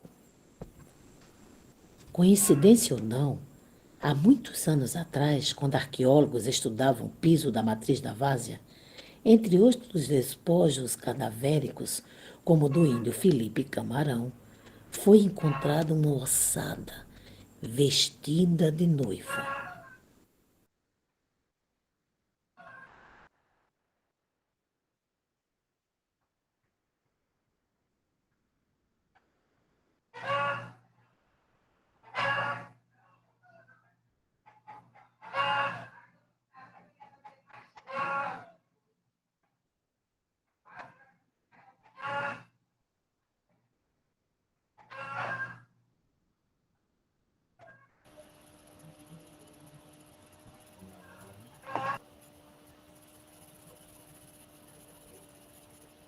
Né? Parece que, ok, todo mundo aí. Eu estou aqui. Opa! Olha a Adila aí, maravilhosa. Adoro. Saudade de tu, ciganinha minha. Minha de tua mãe. Gente, eu acho que já estamos 5 horas. Não é interessante a gente encerrar os nossos trabalhos. Agradecer a todo mundo a participação, a presença. Muito contente de estar mediando essa mesa aqui com essas pessoas assombrosas. De coração imenso, muito obrigada. Tá, gente? E é isso. Parece que... Desculpa, Rubia, pode falar. Feliz, muito obrigada pela sua tarde, por essa tarde tão linda. Eu voltei na Várzea, que eu morei na Várzea, estudei no Mazarelo, dancei a quadrilha do Ambulê, o bairro do Ambulê. Eu gosto muito da Várzea, é uma riqueza que existe na Várzea. Se prepare para visitar mais a gente. Eu quero fazer uma confissão para não parecer que só as mulheres são assim. Eu também observava formiguinhas quando era pequeno. E eu estava rindo quando eles estavam falando. Dá nisso, viu, Lula? Dá nisso. Pois é. Observador de formiguinhas. Maravilha. Gente, alguém quer dizer aí alguma coisinha que Regi vai dar a nossa nos trazer a sua graça, essa pantera. O Regi é uma pantera, não é um homem não, viu, minha gente? O que ele faz, misericórdia. Meu Deus do céu, eu estava aqui só se deleitando com toda essa riqueza, né? Eu fico pensando que toda a comunidade devia ter esses trabalhos de recuperação de memórias, de recuperação de lendas, né? A gente vê alguns trabalhos, às vezes, mas pega muito pouco, né, de cada bairro, mas eu acho que é uma riqueza. Eu lembro que aqui nós fizemos uma atividade de resgate de memória com os idosos. Os idosos começavam a contar as histórias da comunidade, as histórias antiga da comunidade, o que escutou dos seus pais, tudo isso. E muita coisa assombração, né? A bruxa da escola, né? Tudo isso. Aqui tem a mula sem cabeça. Muitas dessas coisas que também vai conta as histórias grandes, mas o pessoal vão recontando dentro das histórias, né? E eu fiquei muito... eu ficava olhando aqui, alguém, foi Rubia que falou na fala dela, que as pessoas assim, ela não sabe nem ler nem escrever, então reconta a história, ou senão inventa a história, né? Então, eu acho que é o cotidiano, né? Para ver, eu penso que antigamente que não tinha toda essa tecnologia que segura nossos filhos hoje, né? Dá o celular para ele, pronto, resolve isso, né? Aí não tem isso tudo, então acho que é a história que tinha que segurar, né? Que é de fazer esse reconto das memórias, né? E eu acho que é o que muitos de nós fazemos e que precisamos resgatar. E eu quero dar os parabéns por vocês, por esse trabalho, de fato, manter vivo a memória, né? Manter vivo o resgate dos nossos ancestrais, mas do nosso povo, né? Para que a gente possa chegar ao longo desses anos que vem, mas que as pessoas possam ter perto de si tudo que essas pessoas viveram e que elas já contaram, né? Registrar, eu acho que dá muito bom. Bora ver se faz um livro aí, com todo esse material. Fala aí com o Beto. Beto aqui é toda articulada também, para poder caminhar essas coisas. Mas é isso. Então, a gente quer deixar um nosso muito obrigado em nome da Feira de Leitura, Território Intercultural de Leitura. Tá vendo? Intercultural, vem tudo. Tudo é leitura de texto, é leitura de mundo, é leitura de valorização da memória, tudo isso que nós temos trabalhado ao longo desse tempo e queremos mais ainda enriquecer nossas memórias e principalmente nossos povos com todo esse resgate. Então, eu quero agradecer demais a vocês pela dedicação. Eu quero pedir também desculpa desde já por todo o transtorno que nós tivemos no início, mas brasileiro é isso, resolve tudo rapidamente, né? Troca de sistema, troca de setor e vamos embora trocar a experiência. Não é com a pecadinha que vai deixar a gente cair, não, né? Não, Reginaldo? Com certeza, querida. Nós estamos aqui firmes. Beijinho no ombro, Beta. vamos resolver. Para encerrar, queremos botar uma... Beta. Pode falar? Boa tarde, sou Sandra, da Biblioteca Pública de Afogados da Engazeira. Opa! Que bom! Uma cultura popular, esse povo veio apresentar, assombrar, chorar e gargalhar. Esse povo que veio aqui, que momento legal! Esse é o momento da cultura, do ali, do aqui e do acolá. Um tesouro cheio de coisa boa. O baú desse momento, eu não posso deixar de dizer um viva a esse momento do aqui e acolá. Que cultura maravilhosa esse povo veio apresentar. Eita, Sandra de Afogados da Engazeira. Sandra Maria de Afogados da Engazeira, muito obrigada. Estou encantada. Pela presença. Surgiu agora, viu? Rascunhei, emocionada com vocês. Muito obrigada, porque poeta é assim mesmo, minha flor, é como caldo de cana. Viu? Sai na hora, não, Beta. Vai deixando aí o seu contrato para você estar sempre seguindo essa feira, tá?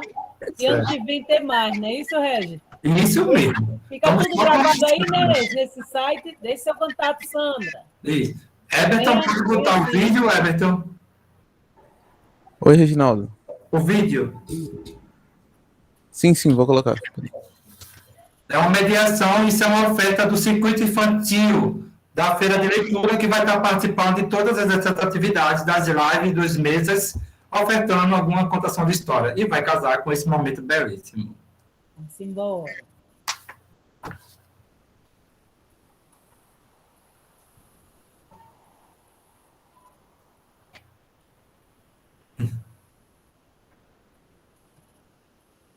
Vamos. Eu venho em forma de verso com você me comunicar. As lendas que aqui imersos são contos de arrepiar, nesse trecho do universo do Lantana Camará.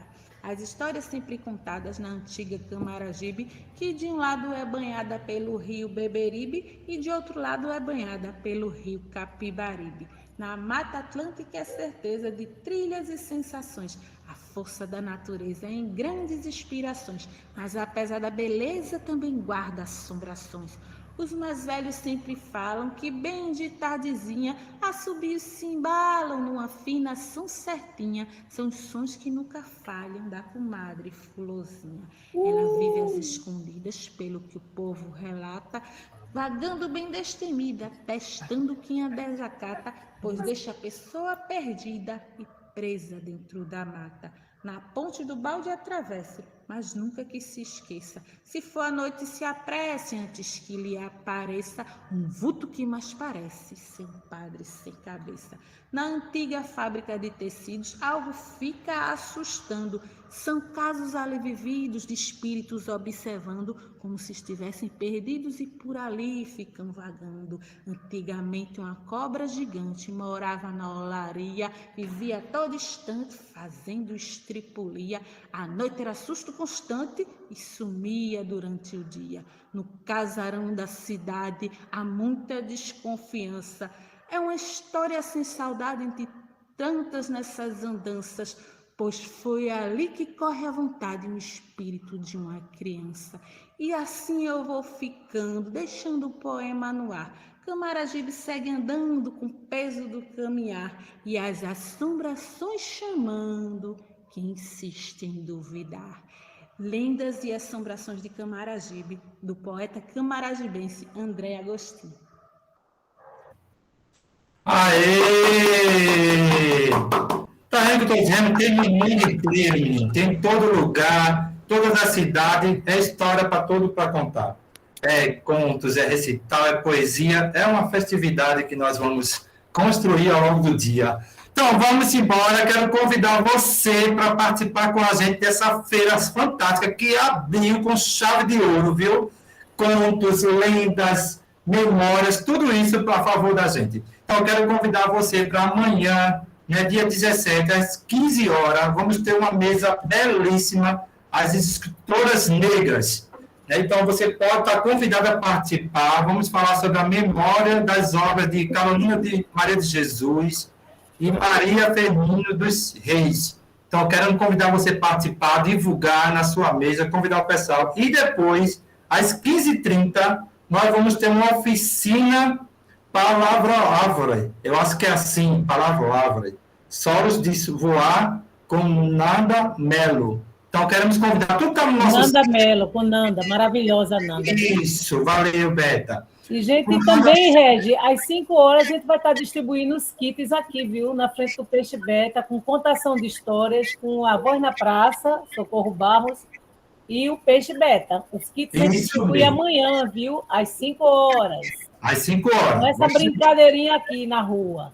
Então é isso, nosso muito obrigado, tudo de bom, e contamos com vocês. Segue a gente na nossa página, o pessoal bota aqui no chat a página, segue lá, pega as informações e a programação, e junto nós vamos continuar. Até dia 19 vamos estar com muita literatura em todo lugar desse país.